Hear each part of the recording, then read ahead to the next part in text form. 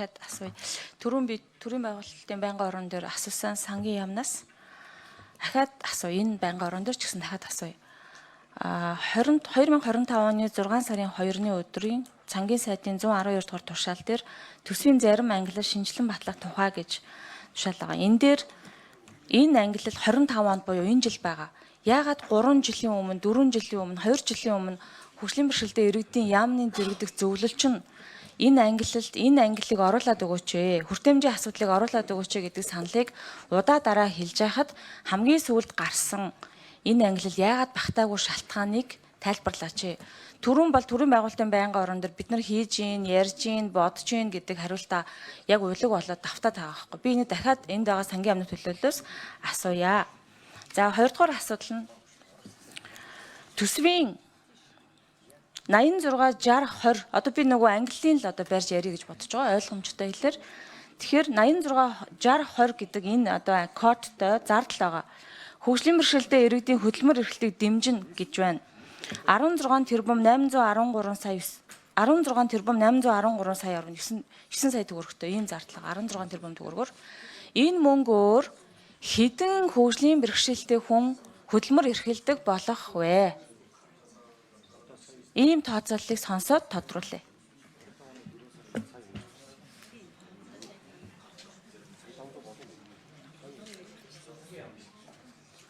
Эхлээд сангийн яамнаас микрофон дээр очив. Ер нь тэр ажлын хэсгийн микрофон дээр бэлэн байхгүй бол энд микрофон байхгүй юм биш үү? Ажлын хэсгийн энэ дээр. За энэ дэрийн микрофоныг нэй. За сангийн яам санжид орж гишүүний асуултанд хариулъя. За эдийн засгийн ангиллал гэдэг ойлголт бол олон улсын валютын сангийн нэгдэн орсон 190 улсын одоо нэг хэлээр одоо ойлголцох зорилгоор гаргасан гэж хэлэх юм да одоо төрийн санхүүгийн стандарт гэж байдаг. Тэр стандартын дагуу баталдаг. Жишээ нь цалин гэх юм бол бид нар цалин гэж л тавьдгаас биш хөгжлийн бэрхшээлтэй иргэний цалин гэж тавьдгүй юм байгаа. Таны хэлээд байгаа энэ зүйл маань бол гол санааг нь би ойлгож байна. Эдийн засгийн ангил дээр биш зориулц дээр байгаад байдیں۔ Өөрөөр хэлбэл тухайн мөнгийг юунд зориулж чинь гэдэг асуудал дээр мөнгө хөтөлбөр дээр байгаад байдаг. Хөтөлбөр зориулт нь бол аль хэдийн угаасаа энэ яг нэрээрээ бол орцсон байж байгаа хөгжлийн бэрхшээлтэй иргэнтэй холбоотой тийм зориулт нэр бол байгаа гэдгийг хэлье.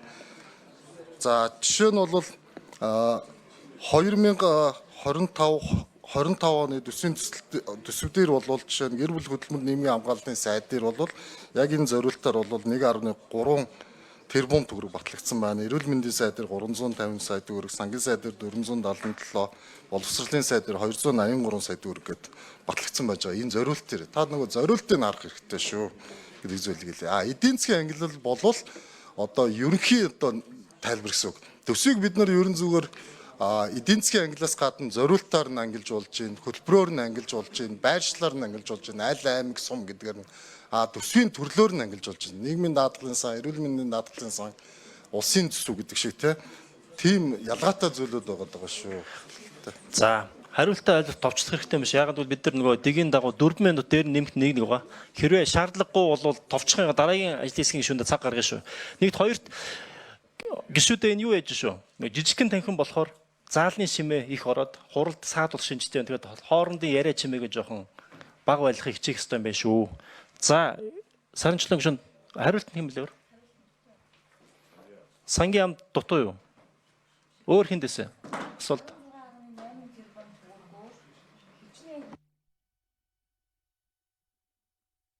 За сангийн яамнаас тодорхой хариулчмаар байна. 16.8 тэрбум төгрөгөөр хэдэн хөгжлийн бэрхшээлтэй иргэний ажилд оруулах юм бэ?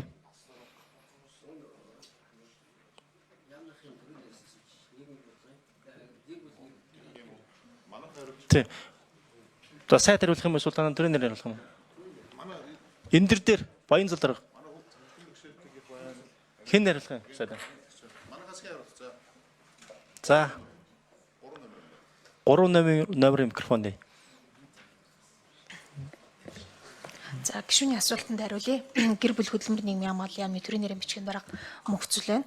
За хөгжлийн бэрхшээлтэй үнийг хөгжлийн салбарт 26 онд нийтдээ 245.7 тэрбум төгрөг зарцуулахаар төлөвлөж байгаа. За үүнээс яг одоо 9.4 тэрбум төгрөг болохоор хүнд хэлбэрийн хөгжлийн бэрхшээлтэй хүүхдийн асрах зардалд 1.7 тэрбум төгрөг нь болохоор хөтөлбөр арга хэмжээний зардалд, 10.3 тэрбум бол хөрөнгө оруулалтын зардалд, 15.8 тэрбум төгрөгийг хөгжлийн бэрхшээлтэй иргэний хөдөлмөр эрхлэлийг дэмжих сангийн зардалд. За үүнээс шинээр бий болох ажлын байрыг 4,000 гэж тооцоолж байгаа. За энэ онд бол нийт хөгжлийн бэрхшээлтэй хүмүүсээс ажил хийх боломжтой хүмүүсийн судалгааг авч дуусаад энэ онд бол цогц арга хэмжээнд 5,000 орчим хүнийг хамруулах юм төлөвлөгөөтэй байгаа. Ирэх онд бол шинээр бий болох ажлын байр 4,000 гэж тооцоолж байна. За тодорхой хариулт байна. Саранчлан гишүүн тодруулж асуух. Саранчлан гишүүний микрофоныг нэй. За ингээд нөгөө хариулт болон энэ цаасан дээр байгаа зүйл хоёр зөрөөд байгаа болохоор л асууж байгаа байхгүй юу? Энэ төслийн хавсралт дээр байгаа энэ одоо 15 дугаар хавсралтын дээр чинь саяны миний хэлсэн тоо байгаа байхгүй юу? Тэгэхээр өнгөрсөн жил тэрний өмнөх жилийн тайлангуудыг авч яхад хөдөлмөрчлөлтөө хүмүүсийг дэмжих хөдөлмөрийг дэмжих сан гэдээ явж байгаа тийм дэмжих сан. Гэхдээ ажилд орсон хөдөлмөрчлөлтөө хүнийх нь тоо орсон хойно ажиллаж байгаа дундаж жил энэ төр мэдээлэл нь ерөөсөй байхгүй байгаа байхгүй юу? Тэгэхээр үнэхээр хөдөлмөрийг дэмждэг юм уу? Энэ хөдөлмөр эрхлэлийг дэмжих сан чинь үнэхээр хөдөлмөр эрхлэлтийг яг дэмждэг юм уу үгүй юу гэдгийг л би тодруулмаар байгаа. Бид нар өнгөрсөн жил яг боловсролын зээлийн сан шиг одоо энэ сан руу орох цаг болжээ. Энэ сангийн зарцуулалт зөв байна уугүй байна уу гэдгийг ярих болсон байна. Тэгэхээр ийм тоол асууад байгаа. Хөдөлмөр эрхлэлийн дэмжих сан яхаараа хүнд хэлбэрийн бэрхшээлтэй хүүхдүүдийн эмчилгээ асаргааны зардал руу ордог үлээ. Энд дэр тодорхой хариулахгүй шүү дээ ерөөсөө.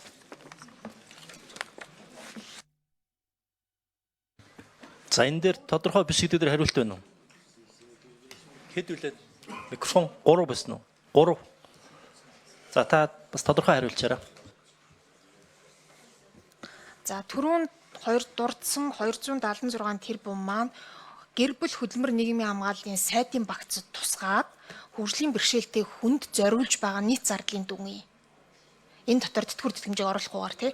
Харин үүнээс хөдөлмөр эрхлэлтийг дэмжихэд нь 15 тэрбум юм аа. Түрүүний дурдсан хүнд хэлбэрийн хөгжлийн бэрхшээлтэй хүүхдийн асрах зардал бол бусад нийгмийн халамжийн сангийн зарцуулалтаас зарцуулж байгаамаа гэдгийг одоо ялгаж бас ялгаатай тоонууд байгаа шүү. За саранчлан гишүүн яач танд нэг ирэх байгаа тодруулах саранчлан гишүүн тодруулна. 15 тэрбум юм байж. Энэ дээр бол 16 гэж юм л та. Одоо энэ биднэрт ирсэн номон дээр за 15 байна уу 16 байна уу хамаалгоо хэлээд нь штэ. Хэдэн хөгжлийн бэрхшээлтэй хүнийг ажилд оруулж засгийн газрын мөрийн хөтөлбөрийнхөө зорилтыг хөгжлийн бэрхшээлтэй хүний эрхийн хуулиа биелүүлэх юм бэ? Би юм тоол асууж байгаа. За тоо байвал хэлнэ. Микрофон 3.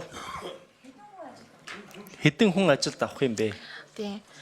За яг одоо нөгөө хөтөлбөрийн үр дүнг шалгаж үзэхдээ тухайн ажлын байранд зуучлагдаад байнгын нийгмийн даатгалын шимтгэл төлөөд дор хаяж 3-аас доошгүй сар шимтгэл төлсөн тохиолдолд байнгын ажлын байранд орсон гэж шалгуур үзүүлэлтээр бол үзэж байгаа. Тэгэхээр эх жил нэмэгдэх дүн маань 4,000 шинэ ажлын байрна гэж бид бол одоо тооцоолж байна гэсэн үг. Гэхдээ энэ 15.8 буюу 16 орчим тэрбум төгрөг маань тухайн хөгжлийн бэрхшээлтэй хүнийг цогц арга хэмжээ буюу хөдөлмөрт бэлтгэх, ажил мэргэжил олгох, сургалтанд хамруулах, ажлын байран дээр ажил олгогчид хөдөлмөрөөсөө доод хэмжээгээр шимтгэлийн төлж, цалин хөсөөгч дадлагжуулах, за мөн хувийн цэцлэгээ авах гэх мэт олон цогц арга хэмжээ авч байж хөгжлийн бэрхшээлтэй хүнийг ажлын байранд зуучлалтгаа мөн зуучлах гэх мэт.